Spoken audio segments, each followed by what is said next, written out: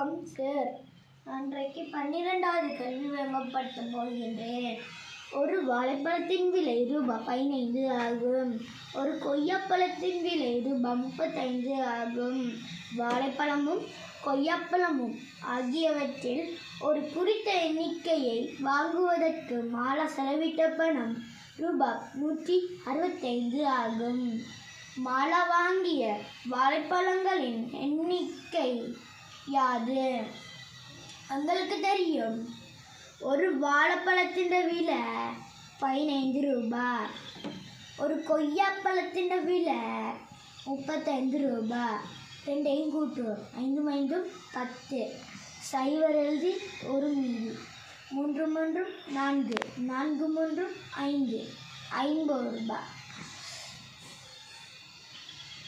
50 ரூபாய்க்கு ஒரு வாழைப்பழமும் ஒரு கொய்யாப்பழமும் வேண்டலாம். 100 ரூபாய்க்கு 2 வாழைப்பழமும் 2 கொய்யாப்பழமும் வேண்டலாம்.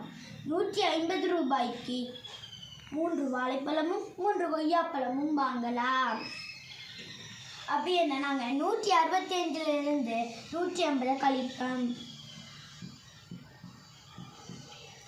5ல் சைவர் போனால் 5, 6ல் 5 போனால் 1, 1ல் 1 போனால் சைவர்.